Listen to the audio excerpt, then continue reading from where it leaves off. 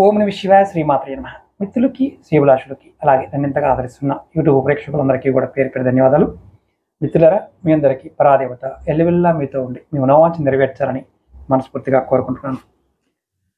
మనం రాబోతున్న చంద్రగ్రహణం అలాగే ఈ నెలలోనే సూర్యగ్రహణం కూడా ఉంది. మన భారతదేశంలో కనిపించదు, కానీ ఇతర దేశాల్లో ఉన్న తెలుగు వాళ్ళందరికీ ఆ ప్రాంతాల్లో కనిపిస్తే ఖచ్చితంగా మీకు తేలికైన లాల్ కితాబ్ నుంచి కొన్ని పరిహారాలు చెప్తాను. ఏం చేయాలి, ఎటువంటి ఇబ్బందుల నుంచి బయటపడడానికి పరిహారాలను చెప్తాను. ఈ చంద్రగ్రహణం చాలా శక్తివంతమైనది. కొన్ని నియమాలు ఈ సమయంలో పాటిస్తే చాలు. మంత్ర జపం. గ్రహణం పట్టినప్పుడు ఎటువంటి పూజలు చేయకూడదు, కానీ విగ్రహాలు తాకూడదు, ఇవి నిషేధం. బదులుగా మనం ఇష్టదేవత మంత్రాన్ని, గాయత్రి మంత్రాన్ని నిశ్శబ్దంగా జపించడం వల్ల మంచి ఫలితం ఉంటుంది. అలాగే ధ్యానం చేయడం. ఈ సమయంలో మనం ధ్యానం చేస్తే ఆత్మ పరిశీలనకి అద్భుతంగా ఉపయోగపడుతుంది, మానసిక ప్రశాంతతకి సహాయపడుతుంది. గ్రహణం తర్వాత ఏం చేయాలి? స్నానం చేయాలి. చక్కగా తలస్నానం చేసి మీరు భగవంతుని ధ్యానం చేయొచ్చు. అలాగే గ్రహణం తర్వాత ఇంటిని కూడా శుభ్రం చేయండి. ముఖ్యంగా పూజా మందిరాన్ని శుభ్రం చేసి గంగాజలం, పసుపు ఈ నీటిని కలిపి అంతా చల్లి శుభ్రం చేయండి. దానం కూడా ఏంటంటే ఈ సమయంలో దానం చేయడం వల్ల కూడా మంచి అనుకూలమైన ఫలితాలను ఇస్తుంది. ఏ దానం చేయాలి?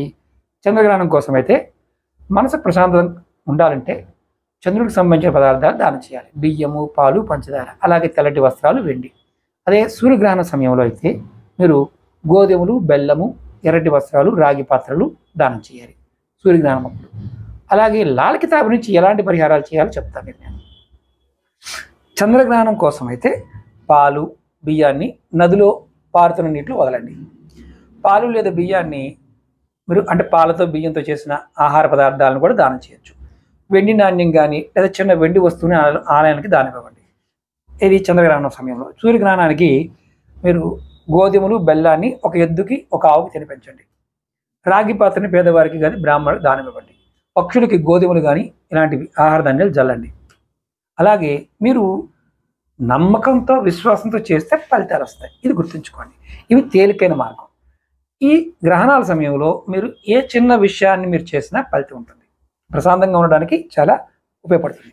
అలాగే మీకు ఈ వీడియో నచ్చినట్లయితే లైక్ చేయండి, ఛానల్ని సబ్స్క్రైబ్ చేసుకోండి, పక్కనే ఉన్న గంట సింబల్ని యాక్టివేట్ చేసుకొని 10 మంది మిత్రులకి ఈ వీడియోని షేర్ చేయండి. ఓం నమః శివాయ శ్రీమాత్రే నమః.